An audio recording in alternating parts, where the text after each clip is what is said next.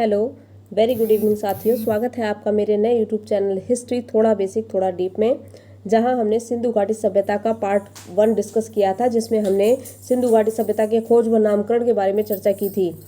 अब हम अपने इस वीडियो में, जो कि सिंधु घाटी सभ्यता का पार्ट 2 है, जिसमें हम सिंधु घाटी सभ्यता के विस्तार पर चर्चा करेंगे। चलिए तो हम देखते हैं सिंधु घाटी सभ्यता का विस्तार क्षेत्र। सिंधु घाटी सभ्यता का विस्तार। सिंधु घाटी सभ्यता को त्रिभुजाकार सभ्यता कहा गया है। जो इसका आकार है वो त्रिभुजाकार बताया गया है। तो चलिए पहले हम देख लेते हैं। तो जो सबसे उत्तरी स्थल है इसका वो है मांडा। मांडा उत्तरी स्थल है और जो कि आपका चिनाब नदी के किनारे पड़ता है जम्मू कश्मीर में। आपके तीनों क्वेश्चन इंपॉर्टेंट हैं। नदी भी पूछता है एग्जाम में, आपसे स्थान भी पूछेगा, स्थल भी पूछेगा। तो उत्तरी स्थल हो गया आपका मांडा, चिनाब नदी के किनारे जम्मू कश्मीर में।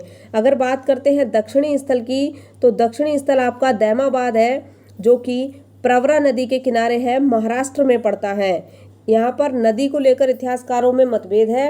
कुछ इतिहासकार गोदावरी नदी को बताते हैं और कुछ इतिहासकार प्रवरा नदी को।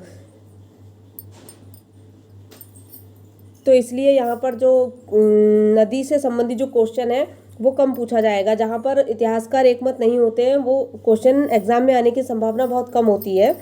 लेकिन फिर भी आप याद रखिएगा, दैमाबाद, प्रवरा नदी, महाराष्ट्र, दक्षिणी स्थल। फिर हम बात करते हैं इसके पश्चिमी स्थल की। तो पश्चिमी स्थल इसका सुतकांगेडोर है, जो कि दास्क नदी के किनारे है और बलूचिस्तान में पड़ता है। सुतकांगेडोर पश्चिमी स्थल दास्क नदी के किनारे बलूचिस्तान में पड़ता है। और पूर्वी स्थल इसका आलमगीरपुर है। आलमगीरपुर हिंडन नदी के किनारे उत्तर प्रदेश में पड़ता है। ठीक है, आलमगीरपुर ये मेरठ का क्षेत्र है, हिंडन नदी के किनारे है, उत्तर प्रदेश में पड़ता है। तो हमने यहाँ पर इसके विस्तार क्षेत्र की चर्चा की। जो सबसे उत्तरी स्थल था वो था मांडा, जो कि आपका चिनाब नदी के किनारे जम्मू कश्मीर में। दायमाबाद जो कि इसका दक्षिणी स्थल है, प्रवरा नदी के किनारे महाराष्ट्र में।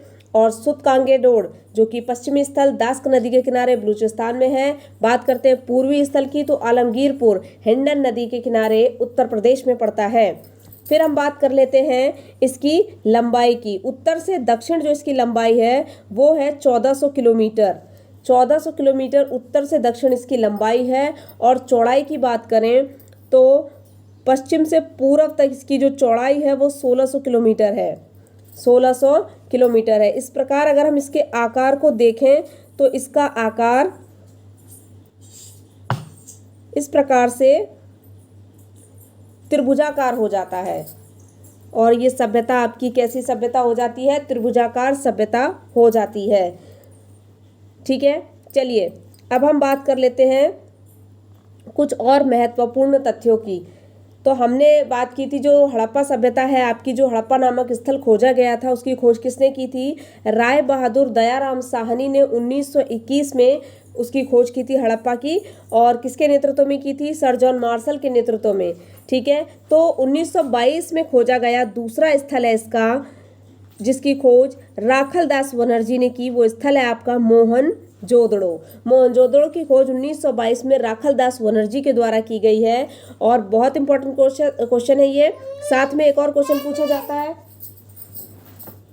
एक और क्वेश्चन यहाँ पे पूछा जाता है कि मोहनजोदड़ो किस जिले में पड़ता है। जैसे कि आपसे पूछा जाएगा हड़प्पा किस जिले में पड़ता है, तो मैंने आपको पिछली वीडियो में बताया था कि हड़प्पा पाकिस्तान के साहिवाल जिले में पड़ता है।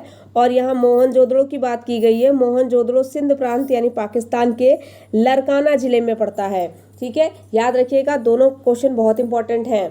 फिर हम बात कर लेते हैं सिंधु घाटी सभ्यता के क्षेत्रफल की। तो ये जो सभ्यता है आपकी 15 लाख वर्ग किलोमीटर में फैली हुई सभ्यता है, जिसका आकार मैंने आपको बता दिया है, त्रिभुजाकार सभ्यता है। और विश्व की प्राचीन सभ्यताओं में सबसे विस्तृत सभ्यता है।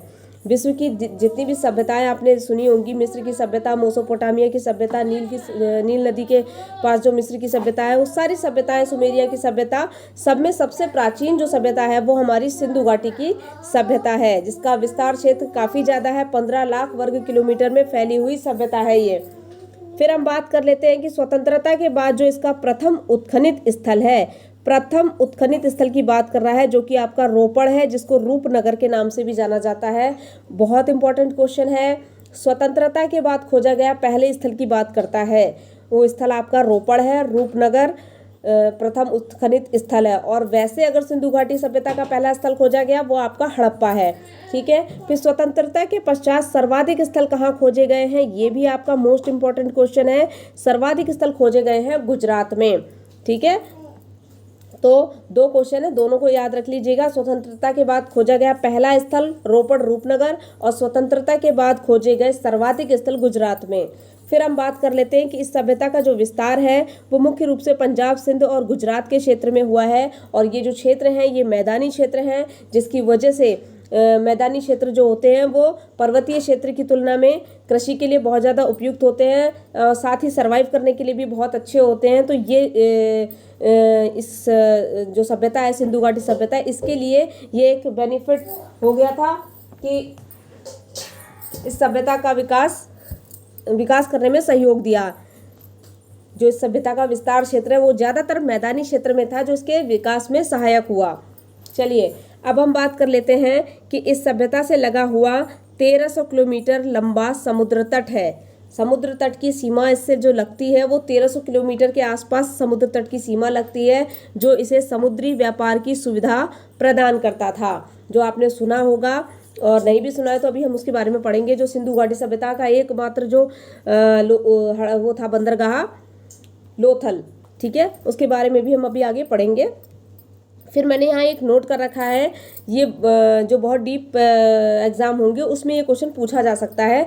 मान लीजिए आपको 4 ऑप्शन दिए गए हैं और उसमें से लिखा है निम्न में से कौन सा स्थल हड़प्पा के विस्तार क्षेत्र के अंतर्गत नहीं आता है, और ऑप्शन में शोटूगई या मुंडीगाक में से किसी एक को मेंशन किया होगा तो आपको उस पर टिक करना होगा। ठीक है, तो यहाँ पर क्या क्वेश्चन है कि अफगानिस्तान के पुरा स्थल हैं ये शोटूगई और मुंडीगाक, जो कि हड़प्पा के विस्तार क्षेत्र में नहीं आते हैं, क्योंकि ये हड़प्पा सभ्यता के व्यापारिक उपनिवेश थे। ठीक है, व्यापारिक उपनिवेश थे ये हड़प्पा सभ्यता के, और ये इसके विस्तार क्षेत्र में शामिल नहीं होते हैं। तो आप इसको याद रखिएगा।